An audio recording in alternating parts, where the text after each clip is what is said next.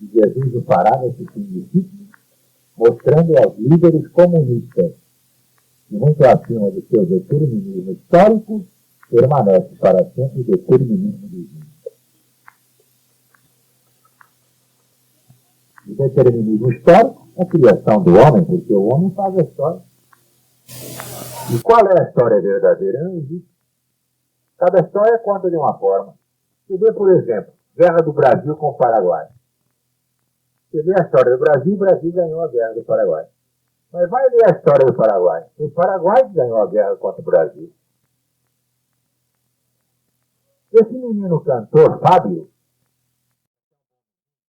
um dos poucos elementos decentes que a televisão ainda não perverteu. Não sei se essa hora já estará pervertido. Mas esse menino chegou aqui e contou numa turma do programa onde eu estava na Tupi, que ele foi criado no Paraguai. Nasceu aqui, mas foi para lá pequenininho. E na história do Paraguai, está lá que o Paraguai massacrou o Brasil na guerra. Você pensa que algum país vai se dar por derrotar? Cada um conta como quer. Então a história reputada ciência é uma piada. Tá bem, a gente diz que é ciência, porque todo mundo adota como ciência. Mas é uma piada, nunca foi ciência, nem será, enquanto o homem não for honesto. O homem é um ladrão, vagabundo, safado, sem vergonha, descarado. Um deturpador profissional. Vai lembrar aquele episódio do chefe da redação? Diz para o redator principal, olha, faz um artigo sobre Jesus, que amanhã é dia de Natal. Ele perguntou, contra ou a favor? Habituado a receber ordem. Quem paga tem artigo a favor, quem não paga leva paulada, calúnia, difamação, meu caso. Pasquim da imprensa marrom que me ataca, quer dinheiro, quer uma fortuna para parar a campanha. Mas eu não tenho rabo, não tenho de que mesmo. Eu chamei o Humberto Rico de ladrão, lá na Bahia, porque realmente ele roubou a LBV de lá. Então ele me processou, depois de 2 anos ganhei a questão.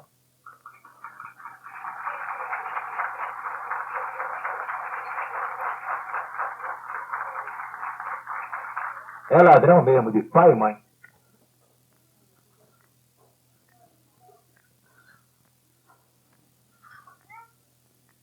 O determinismo histórico é a criação do homem, porque o homem faz a história, deturpando. Eis porque na religião de Deus encontramos os fundamentos do comunismo divino, cujo penhor de igualdade é a lei da reencarnação. Ainda hoje, o comunismo é o sonho das multidões seduzidas pelo espírito de anticristo. Projeção de Satanás na Terra. Mas a LBV, na hora certa, determinada pelo Cristo eterno, leva ao mundo inteiro o comunismo de Deus, que não promete igualar os desiguais dentro da grande lei de causa e efeito. Cada um traça seu próprio destino, de pobre ou de rico, recebendo de Deus de acordo com as suas obras. Para encerrar esta chave bíblica, só me resta dizer com Jesus, conhecereis a verdade e a verdade vos libertará.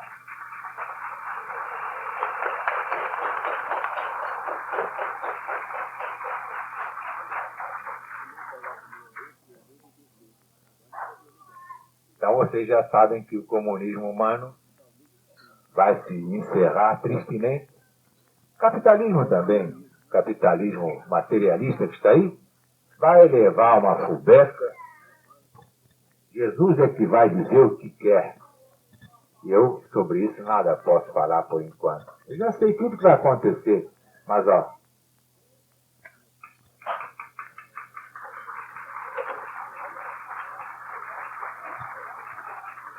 agora vamos para a chave 18. Como já vimos nas profecias, é que está o caráter divino da Bíblia. Vale recordar, portanto, as palavras de Isaías, capítulo 34, versículos 1 e 16. Vinde cá, ó nações, escutai, povos, prestai atenção. Ouça a terra e o que ela contém.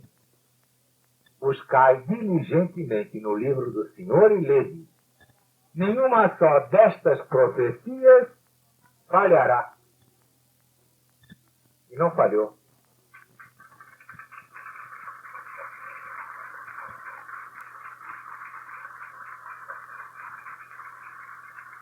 Nenhuma profecia bíblica falhou.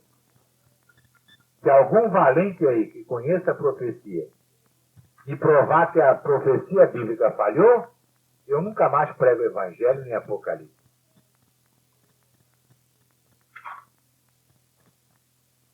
Já paga um cachorro quente para quem acertar. Manda matar um cachorro, bota na brasa, pode comer com pão. Claro que ninguém vai me apontar uma profecia bíblica falhada. Que nenhuma falhou, nem falhará. Todas se cumprirão.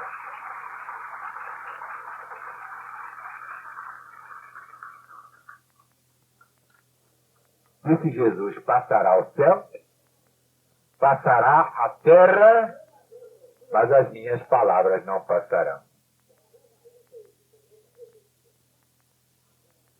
Vejamos agora o que diz o próprio Jesus no seu Evangelho. Capítulo 24, segundo São Mateus. Jesus estava sentado no Monte das Oliveiras. Quando se aproximaram dele os seus discípulos, em particular pedindo, diz-me, Senhor, quando acontecerão essas coisas todas? Que sinal haverá da tua volta e do fim do mundo? E ele respondeu, vede que ninguém vos engane. Irão muitos em meu nome dizendo, eu sou o Cristo. Enganarão a muitos. Certamente ouvireis falar de guerra, rumores de guerra. Não vos assusteis, é necessário que isso aconteça, mas ainda não é o fim.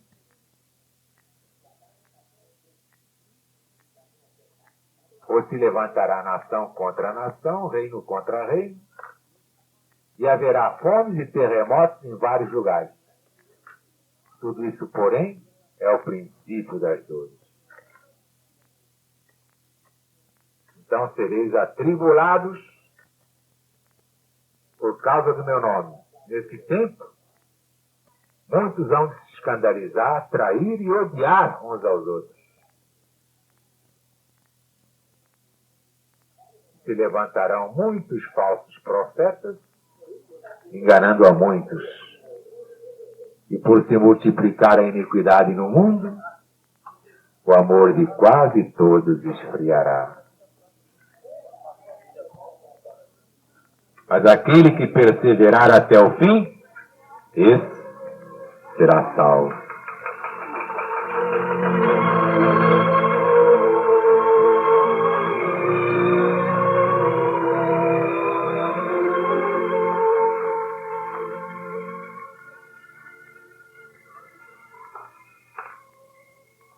Mas quando virdes a abominação da desolação, de que fala o profeta Daniel, quem lê, entenda. Nesse tempo haverá grande tribulação, como nunca houve desde o princípio do mundo, nem haverá jamais.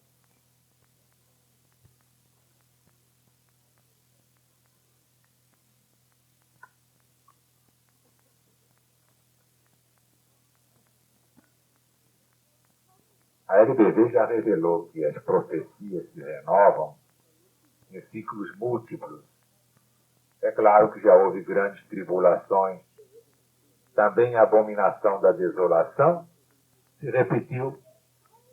Basta recordar a passagem do primeiro livro dos Macabeus, referente a Antíoco. Convém aqui reler um trecho de Isaac Newton. Então Antíoco Epifânio tomou Jerusalém com a força armada, matou 4.000 judeus, fez muitos prisioneiros, para os vender como escravos, saqueou o templo, interditou a adoração do Deus único e verdadeiro, mandou queimar a lei de Moisés, estabeleceu a adoração dos deuses pagãos em toda a Judéia. Mas Antíoco Epifânio foi enxotado do Egito por uma simples mensagem dos romanos, logo depois derrotado e desfeiteado pelos judeus. Numa guerra contra os judeus, os romanos violaram o santuário da fortaleza, fizeram cessar o sacrifício perpétuo, substituindo pela abominação que deixou a terra desolada. Mas esta abominação aconteceu depois dos dias de Jesus entre os homens. Esta abominação foi posta no 16º ano do imperador Adriano, ou seja, no ano 132 da nossa era, quando o templo de Júpiter Capitolino foi erigido no lugar onde servia o Templo de Jerusalém. E conclui Newton, por isso os judeus pegaram em armas contra os romanos, numa guerra em que foram destruídas 50 cidades, 985 de suas melhores vilas e mortos 580 mil anos. No fim da guerra, no ano 136, foram todos banidos da Judéia sob pena de morte. E naqueles dias a terra ficou desolada dos seus velhos habitantes. Tudo isto Jesus profetizou e aconteceu à risca.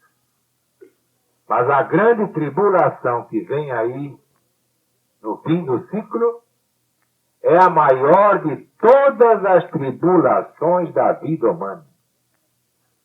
Diz Jesus, uma tribulação como nunca houve, nem haverá jamais.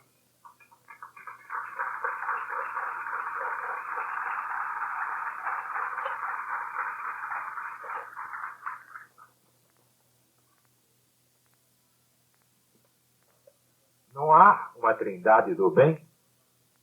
Deus, Jesus, Espírito Santo. Há também uma trindade do mal. Satanás, anticristo, falso profeta. Como o Espírito Santo é uma entidade coletiva, falso profeta também. A grande tribulação é o embate final entre as forças do bem e as forças do mal em todo o nosso planeta. A grande tribulação é esse período de angústia sem paralelo na história, em que só os eleitos serão salvos pelo poder de Deus.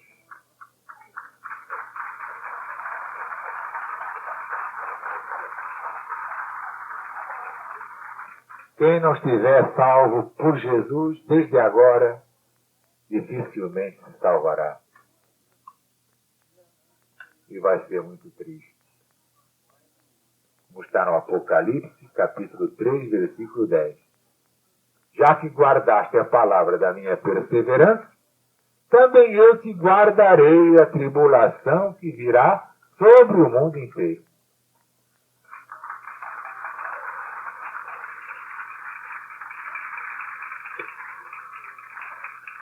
O que é que isto expressa ao nosso entendimento? Obras. Dizer que eu tenho muita fé, eu vou todo domingo assistir à missa.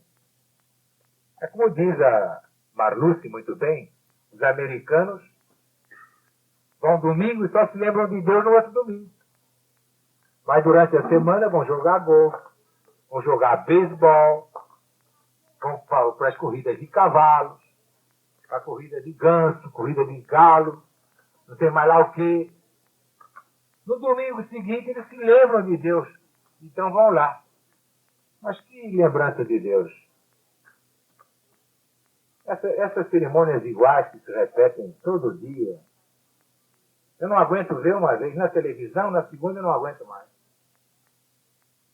Porque não há nada de novo, é sempre as mesmas palavras, aquela mesma chateação, aquela mesma burrice, aquela mesma ignorância, aquele mesmo povo idiota, aquele mesmo imbecilíssimo ambiente. Ai, meu Deus, eu não aguento mais.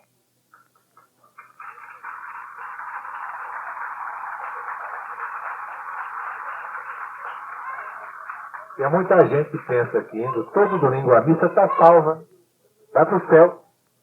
Porque o padre disse. Ou então a gente vai na escola dominical, né? Lá na escola dominical ele canta. Divino Salvador, contempla com favor nosso país. Ou então aquele, vinde meninos, vinde a Jesus, ele ganhou-vos bênçãos de luz. Ó, com cego andei e perdido vaguei, longe, longe do meu Salvador. Aí na hora do final diz assim, puxa, já servi a Deus bastante, cantei vários hinos. Minha alma vai para o céu direto. Vai não, meu filho. Com todos os seus cânticos você vai para o Beleléu. Porque Deus julga pelas obras. O que você fez pela humanidade? Nada.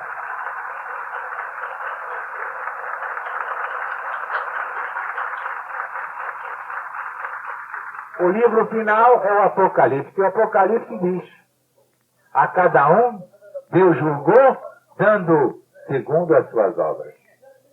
Não adianta ser bonito, preto, amarelo, pele vermelha, francês, alemão, americano, rico, pobre, não interessa.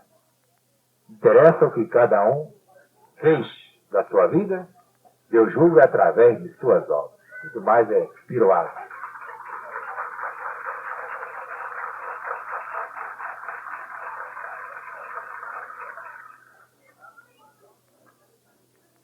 Como escreveu o profeta Jeremias, capítulo 30, versículo 7. Ah, é terrível aquele dia, não há outro semelhante. Sua duração será de um tempo, 2 tempos, metade de um tempo.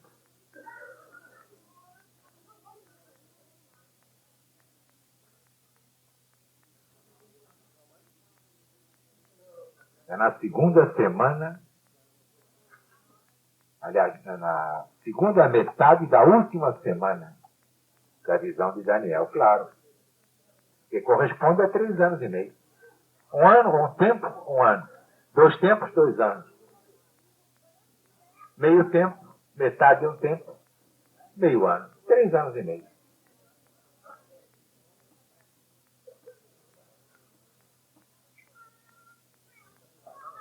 O anticristo ditará suas ordens. Então veremos primeiro o reinado cruel da besta que saiu do mar. É o Apocalipse, capítulo 13, versículo 1. No começo dos 3 anos e meio quebrará seu pacto com os judeus, a quem permitiu restabelecer o culto no templo, onde se apresentará para ser adorado como Deus, de acordo com a profecia de Paulo. A ponto de sentar-se no santuário de Deus, ostentando-se ele próprio como se fosse Deus. Segundo, a atividade furiosa de Satanás, que dá todo o seu poder à besta, ou anticristo, um esforço desesperado, porque Satanás sabe que lhe resta pouco tempo. Terceiro, a ação conjunta de todos os demônios, ou espíritos do mal, contra os cristãos do Novo Mandamento. Quarto, o julgamento das taças dos anjos, como está no Apocalipse do Cristo, capítulo 16, com todos os flagelos ali profetizados. Então já entendemos o que diz o livro das profecias finais, no capítulo 7. Depois destas coisas, viu uma grande multidão, de todas as nações, e povos, e tribos, e línguas, de pé diante do trono, e diante do Cordeiro de Deus. Todos com vestes brancas, e palmas nas suas mãos. Um dos anciãos, tomando a palavra, perguntou: estes que estão de vestes brancas, quem são eles? De onde vieram? Eu respondi: tu sabes, meu senhor. Então ele disse: sim, são esses que vêm da grande tribulação, lavaram suas vestes e as embranqueceram no sangue do Cordeiro. E avisa o profeta Malaquias, capítulo 4. Eis que vem o dia, diz o Senhor, que arderá como fornalha. Olha aí. Prestem atenção, vejam bem. Todos os soberbos, todos os que cometem maldades, arderão como palha. O dia que vem os abrasará, diz o Senhor dos Exércitos. De sorte que não lhes deixará nem ramo, nem raiz. Mas para vós outros que temeis o meu nome, nascerá o sol da justiça, trazendo salvação para todos. Agora prestem atenção. Pisareis os perversos, porque se farão cinzas debaixo dos vossos pés. Naquele dia, diz o Senhor dos Exércitos. Não é estranho que Deus seja o Senhor dos Exércitos? E os militares estão tomando os governos em toda parte. Mas acontece que o Senhor deles é Jesus. E alguns ainda nem suspeitam disso. Agora prestem atenção. Eis que vos enviarei o profeta Elias, antes que venha o grande e terrível dia do Senhor. Ele converterá o coração dos pais aos filhos, e o coração dos filhos a seus pais, para que eu não venha e fira a terra com maldição.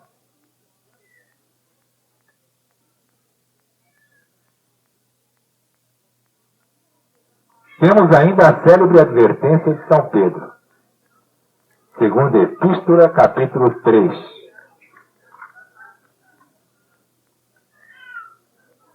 Amados, esta é a segunda carta que eu vos escrevo. Em ambas procuro despertar com lembranças vossa mente esclarecida, para que vos recordeis das palavras que foram ditas pelos santos profetas, bem como do novo mandamento. Claro, porque, sabe, se ele diz do mandamento de Nosso Senhor, qual é o mandamento dele?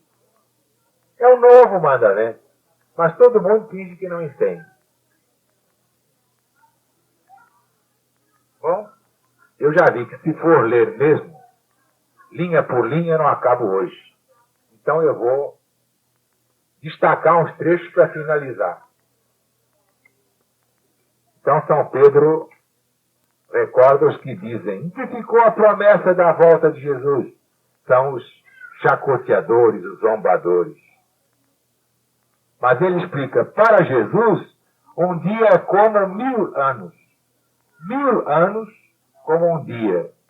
Portanto, Jesus não tarda a voltar. O dia de Jesus virá como vem o ladrão, de repente.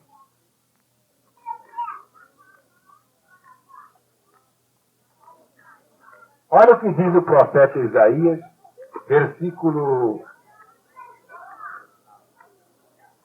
É o capítulo 24, versículos 1 a 6. Na verdade, a terra está contaminada por causa dos seus moradores. Eu peço atenção. Se quiserem, eu paro aqui. Hein? Está chovendo? Mas então é a chuva de Deus. É a chuva que lava os pecados.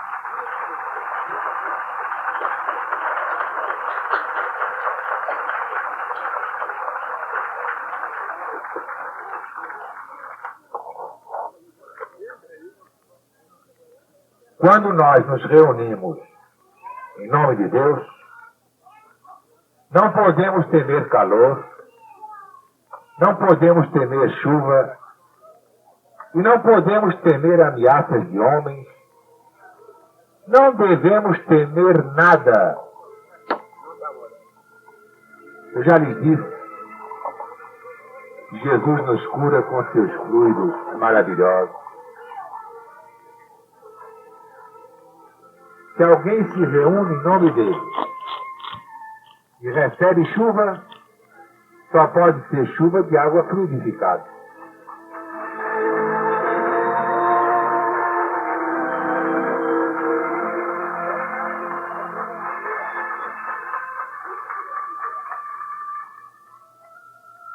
E essa água fluidificada de Jesus cura qualquer doença.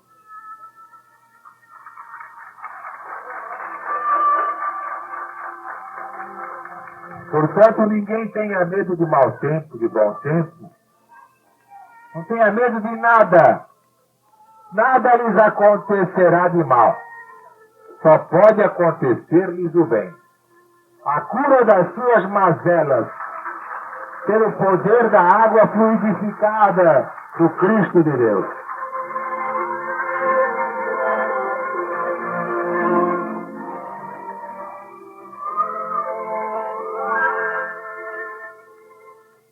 Vejam o que diz aqui o profeta Isaías. Na verdade, a terra está contaminada por causa dos seus habitantes. Transgrediram as leis, violaram os estatutos, quebraram os mandamentos do Senhor. Por isso a maldição consome a terra e seus habitantes se tornam culpados. Por isso morrerão queimados os habitantes do mundo. Poucos homens restarão. É o dilúvio de fogo anunciado por São Pedro. Claro que com as explosões, com as queimaduras, as águas se desatarão. Mas a água está em segundo plano nesta volta cíclica. É dilúvio de fogo. Esse dilúvio.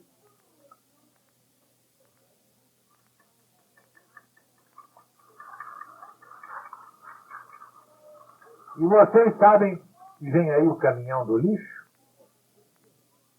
Toda a humanidade perdida vai ser jogada fora através de um corpo celeste que se aproxima da Terra.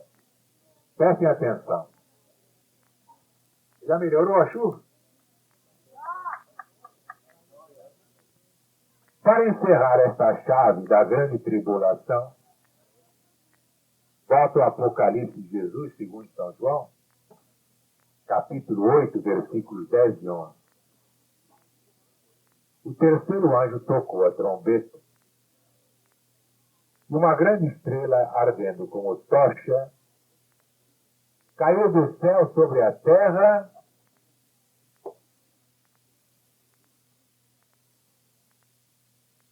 sobre a terça parte dos rios e sobre as fontes das águas. O nome da estrela é Absinto.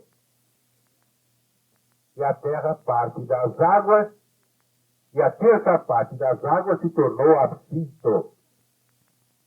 E muitos homens morreram por causa dessas águas, porque se tornaram amargosas. Para esta volta cíclica, Nostradamus escreveu: quando os tempos forem chegados, haverá uma grande transformação, de tal modo que muitos julgarão a Terra fora de órbita. Escreveu ainda que a Terra não ficará eternamente inclinada. Então prestem atenção, quem primeiro falou nesse astro do Apocalipse foi, sem dúvida, Nostradamus. O Sol, eclipsado por Mercúrio, passará para um novo céu. O anticristo destruirá tudo para a última batalha. Centúria 4, 29. Quando for visto a olho nu, haverá um grande dilúvio. Centúria 1, 17. Esse monstro, como define Nostradamus, levará em seu bojo todos aqueles que corrompem a terra. Só ficarão neste planeta os que permanecem com Jesus, perseverando até o fim.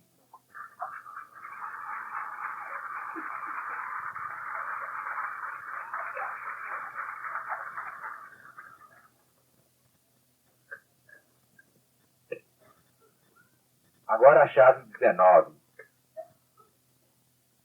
é o Armagedon. Apocalipse de Jesus, segundo São João, capítulo 16, versículos 13 a 16. Então vi sair da boca do dragão, da boca da besta e da boca do falso profeta, 3 espíritos imundos semelhantes a rãs, porque eles são espíritos de demônios, operadores de prodígios, convocam os reis do mundo inteiro com o fim de juntá-los para a peleja do grande dia de Deus Todo-Poderoso. E diz o Cristo: eis que venho como vem o ladrão. Bem-aventurado aquele que vigia. Então se congregaram no lugar que em hebraico se chama Armagedon. Esta é a guerra final e total. A LBV já explicou: juntar, congregar reis, governantes de povos e nações, no lugar chamado Armagedon, por inspiração e ordem de Satanás, do anticristo, do falso profeta, é levá-los à sua destruição total e final.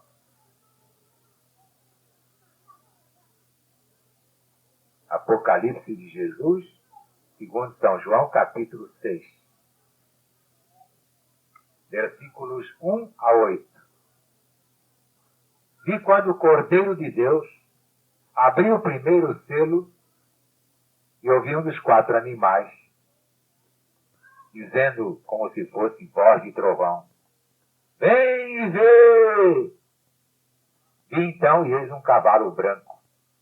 Seu cavaleiro com um arco, e lhe foi dada uma coroa. E ele saiu vencendo e para vencer. Quando abriu o segundo selo, ouvi o segundo ser vivente, dizendo: vem ver! E saiu outro cavalo vermelho, e ao seu cavaleiro foi dado tirar a paz da terra, para que os homens se matassem uns aos outros. Também lhe foi dada uma grande espada. Quando abriu o terceiro selo, ouvi o terceiro ser vivente dizendo: vem ver! Então vi, eis um cavalo preto, seu cavaleiro com a balança na mão. Quando o cordeiro abriu o 4º selo, ouvi a voz do 4º ser vivente dizendo: vem ver! E eis um cavalo amarelo, seu cavaleiro, sendo este chamado Morte, e o inferno estava seguindo. Isto a NBV também já explicou na primeira volta cíclica. O que está montado no cavalo branco, saindo para vencer, é o Cristo de Deus. Isso está confirmado no próprio Apocalipse, no capítulo 19, versículos 11 a 21. E o céu aberto, e eis um cavaleiro, um cavalo branco. Seu cavaleiro é chamado Fiel e Verdadeiro. Julga e peleja com justiça. Está vestido com um manto tinto de sangue. Seu nome é o Verbo de Deus. Traz no seu manto escrito Rei dos Reis, Senhor dos Senhores. E havia a besta e os reis da terra, com seus exércitos, congregados para pelejarem contra aquele que estava montado no cavalo branco e contra os seus exércitos. Vejam que há a parte espiritual. Mas a besta foi aprisionada, com ela o falso profeta, e com os prodígios feitos diante dela, seduziu aqueles que receberam a marca da besta e eram os adoradores da sua imagem. Os 2 foram lançados vivos no lago do fogo que arde com enxofre. Os restantes foram mortos com a espada que saía da boca daquele que estava montado no cavalo. E as aves se fartaram nas carnes dele. Vão ser devorados, todos. Então, na primeira volta cíclica, vimos cavalo vermelho é símbolo de guerra, cavalo preto é fome, também profetizada por Joel, logo no primeiro capítulo do seu livro, no Velho Testamento. Ora, diante da guerra e da fome terrível, em todas as pestes, com a morte e o inferno dos horrores humanos. Eis aí o cavalo amarelo.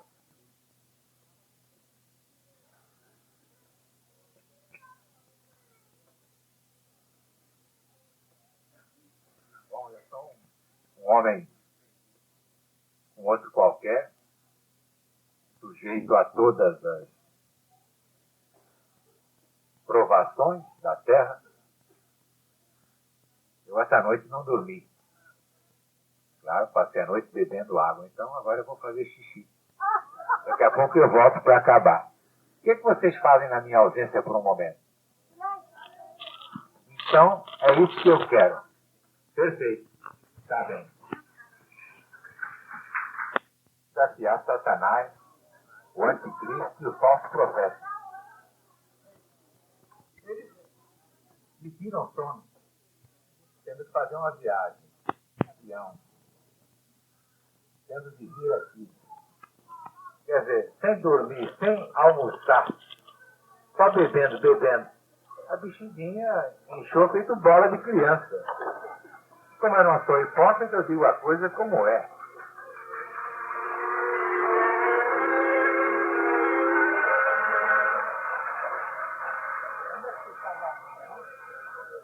Essas já foram dadas, né? Então vamos continuar, porque missão é missão.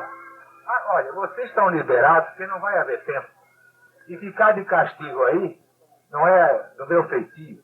Eu agradeço, porque assim Deus também fez ouvir o cântico dos anjos, não é?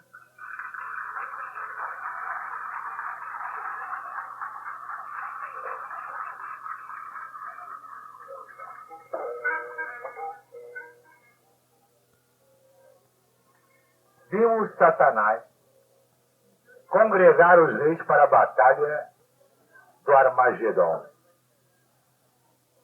Isto confirma a profecia do livro dos Salmos, a que eu me referi no princípio. Está no capítulo 2 do livro dos Salmos, sintetizado agora aqui.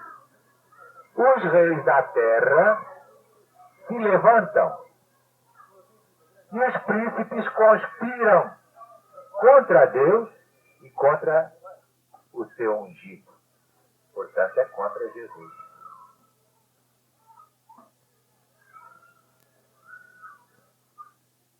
Também vimos uma profecia de Ezequiel. Gog da terra de Magog, príncipe de Rosh, chefe de Mozoque de Tubal, se lançará contra o povo de Deus nos últimos dias, isto é, nos últimos anos do ciclo.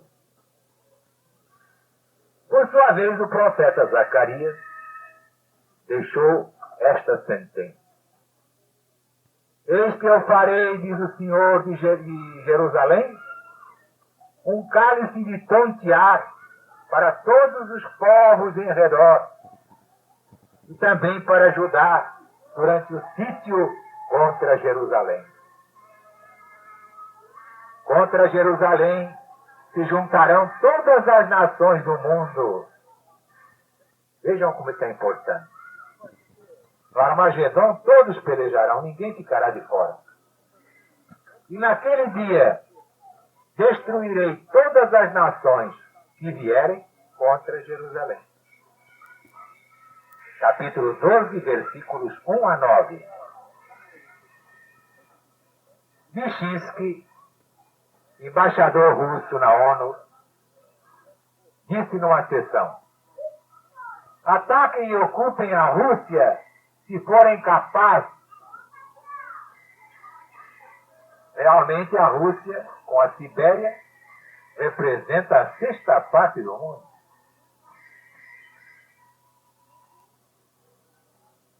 Deram-se mal todos aqueles que atacaram a Rússia. Ciro da Pérsia, 500 anos antes da primeira vinda de Jesus. Os hunos, Carlos XII da Suécia, Napoleão e Hitler.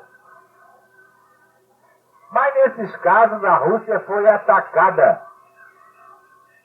e teve a proteção de Deus. Mas no Armagedon é ela que vai atacar. E aí terá de enfrentar uma força maior.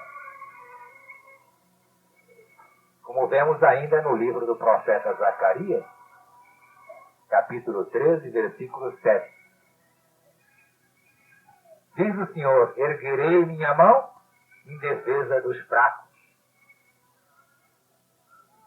E no capítulo 14, versículos 1 a 3. Eis que vem o dia do Senhor.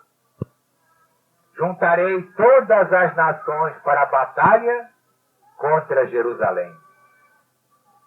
E a cidade será tomada, e as casas serão saqueadas, as mulheres serão forçadas, metade da cidade sairá para o cativeiro, mas o restante do povo não será expulso da cidade. Então sairá o Senhor e pelejará contra essas nações, como pelejou no dia da batalha. Com a vitória do Cristo sobre o Anticristo, terá passado o último ai do Apocalipse. Então, como ainda vemos no livro de Zacarias, capítulo 14, versículo 9, o Cristo será rei sobre toda a terra. Naquele dia, um só será o Senhor. O Apocalipse confirma, capítulo 11, versículo 15. O reino do mundo agora é do Senhor e do seu ungido, o Cristo. Ele reinará pelos séculos dos séculos. Mas neste momento uma pergunta se impõe. Hein, Lord Divina, você que está passando tudo para a máquina, abnegadamente, o próximo e último Armagedon será apenas uma guerra humana? Material?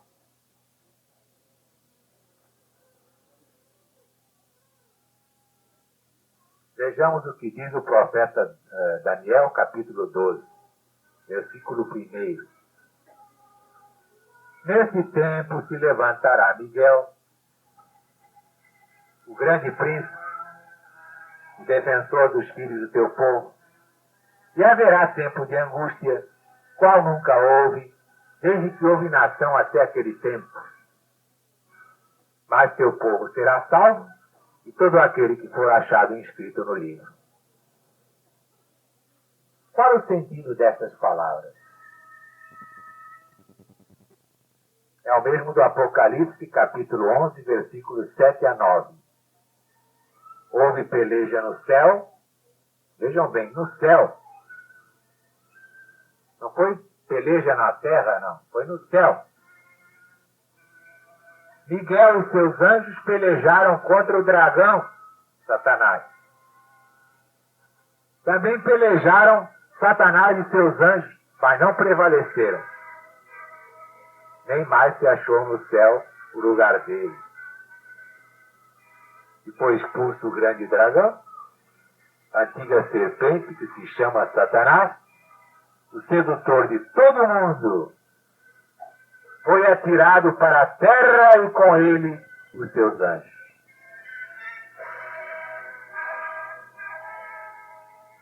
Ninguém jamais disse isto.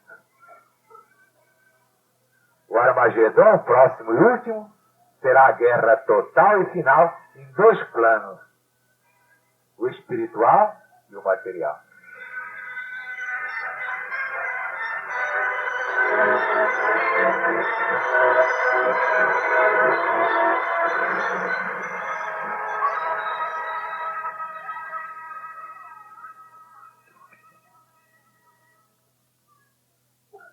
Vocês estão felizados, vocês estão recebendo em primeira mão uma matéria que vai agitar o mundo inteiro. Isso vai para toda a parte.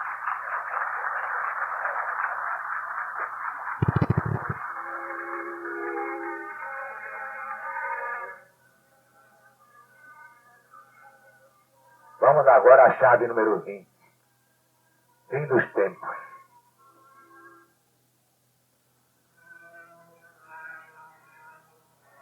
Nós encerramos a chave número 19 com a referência a Miguel.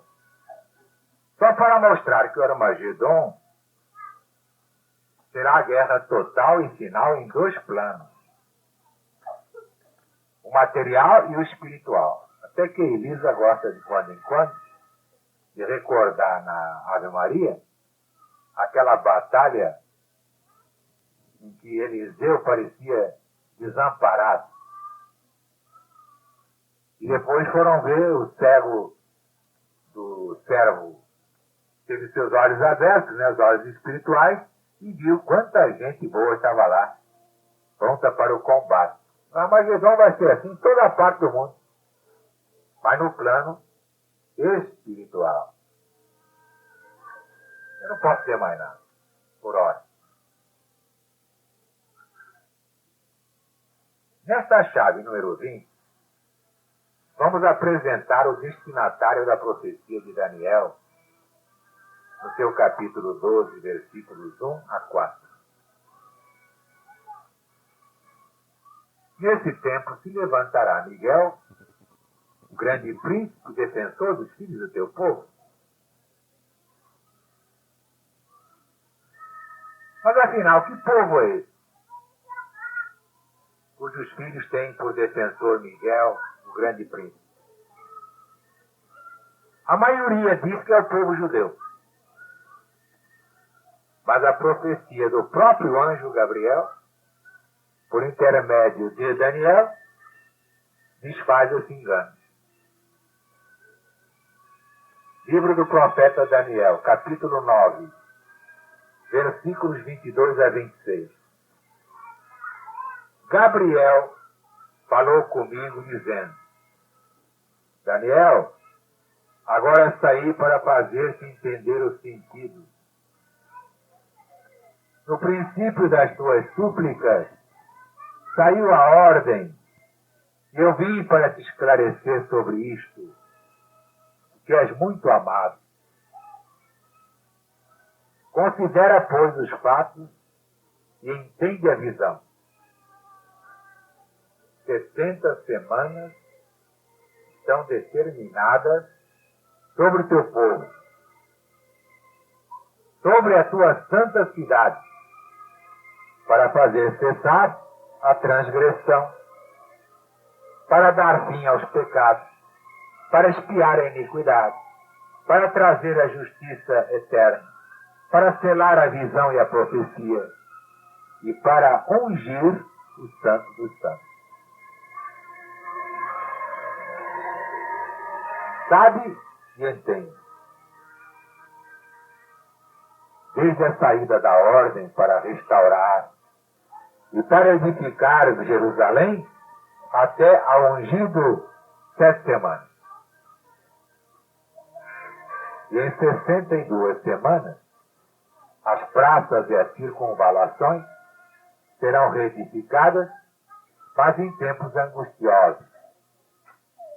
Depois das 62 semanas, será morto Cristo, e o povo que o há de negar não será mais seu povo.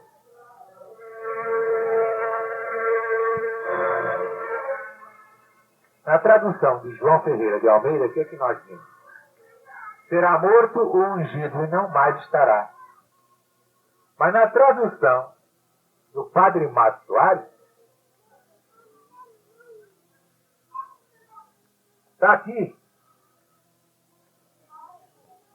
depois das 62 semanas será morto o Cristo, e o povo que o há de negar não será mais seu povo.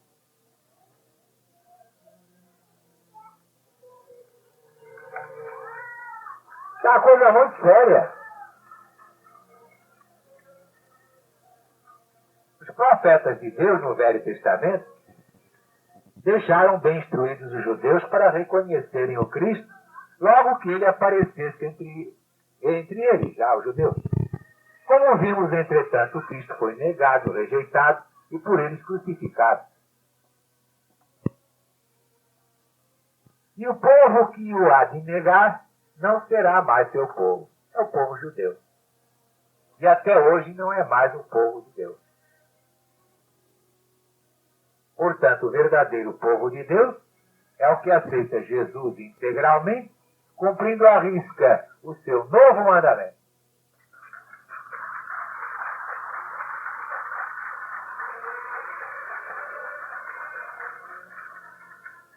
É um rebanho único para Jesus. E dele farão parte apenas os judeus arrependidos, salvos pelas suas próprias obras. Portanto, dos cristãos é que fala o anjo Gabriel, na hora do Armagedon.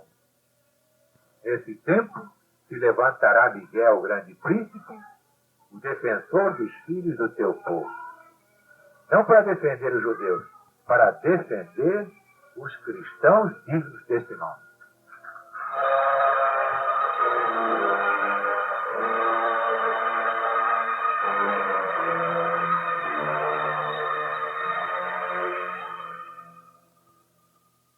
E ele se levantará, Miguel, exatamente no tempo do fim, o fim dos tempos, quando terá cumprimento a maior profecia sobre o assunto.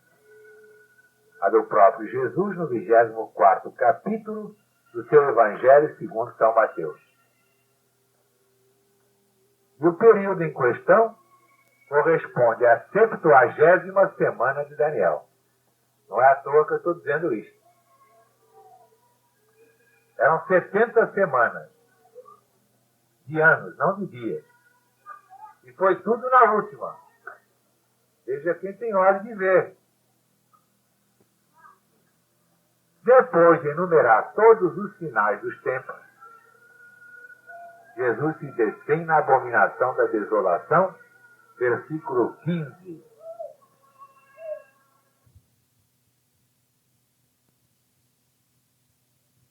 A abominação máxima já é do anticristo, o filho da perdição, que se opõe e se levanta contra tudo que se chama Deus, a ponto de sentar no santuário de Deus, ostentando-se como se fosse o próprio Deus.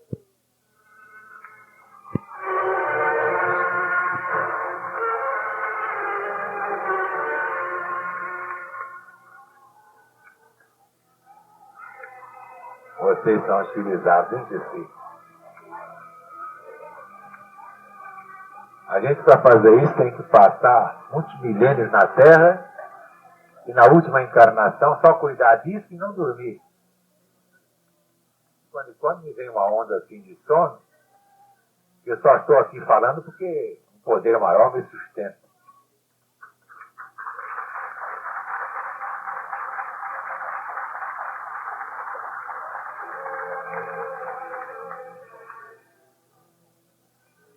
Essa é a profecia de São Paulo.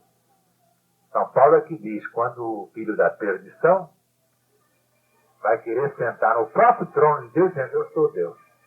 Que será, hein? Combinam perfeitamente as predições do Cristo, do seu profeta Daniel e do seu apóstolo Paulo. Cessou a pregação do Evangelho. Cessou a advertência do Apocalipse. Cessou a mediação caridosa de Jesus em favor dos homens. Está feito. A humanidade ficou dividida definitivamente entre o Cristo e o Anticristo. Entre Deus e Satanás. E também, é claro, entre os profetas do Espírito Santo e os falsos profetas. Está feito. E se trava a última batalha da história, Armagedon.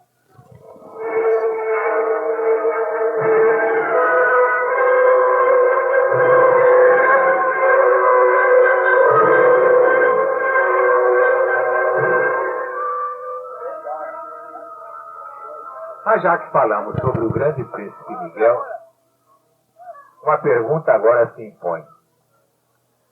Qual a posição dos judeus diante do anticristo? Por mais incrível que pareça, os judeus não se limitarão a recebê-lo, farão aliança com ele.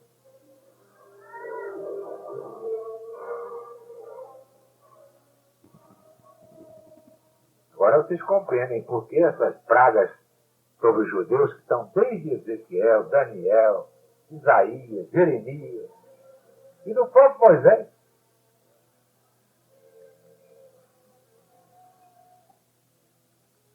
Quem o diz é o profeta Isaías, capítulo 28, versículo 15. Vós dissestes, nós fizemos uma aliança com a morte, fizemos um pacto com o inferno. Quando vier o flagelo da inundação, não virá sobre nós, porque pusemos nossa confiança na mentira, e pela mentira nós somos salvos. Protegidos, dá no mesmo.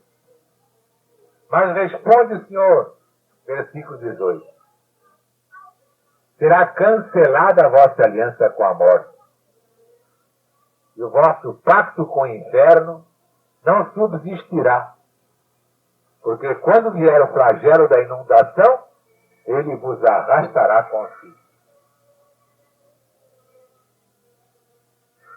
O que adiantou fazer aliança com o anticristo?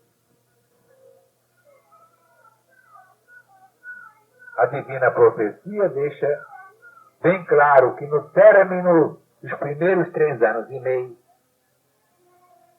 exatamente na metade da 70ª semana, será realmente desfeito o acordo, pacto ou aliança dos judeus com o anticristo. Só aí começará a redenção dos sobreviventes de Israel, já convertidos ao Messias prometido desde Moisés, depois do Armagedon.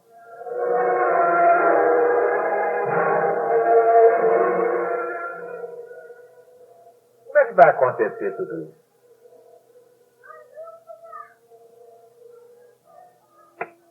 Como sabemos, já está profetizado no livro de Zacarias, capítulo 14.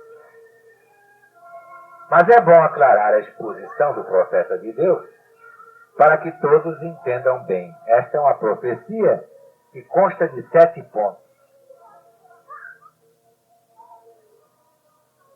Versículo 2: eu juntarei todas as nações para a batalha contra Jerusalém.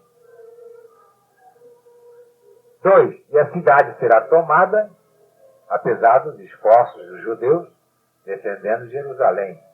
As casas serão saqueadas e as mulheres violentadas, forçadas.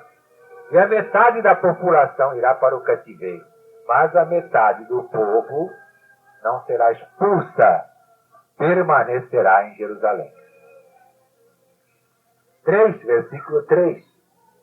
Então sairá o Senhor e pelejará contra essas nações, como pelejou no dia da batalha. Versículo 4. Naquele dia estarão seus pés sobre o Monte das Oliveiras, que está de fronte de Jerusalém para o Oriente. Versículo 6. E naquele dia não haverá luz. Versículo 9. O Senhor será rei sobre toda a terra. Naquele dia só será o Senhor. 4. Esta será a praga com que o Senhor há de ferir todos os que guerrearem contra o seu povo. Prestem atenção. Vejam que coisa horrível. Enquanto estão guerreando, sua carne vai apodrecer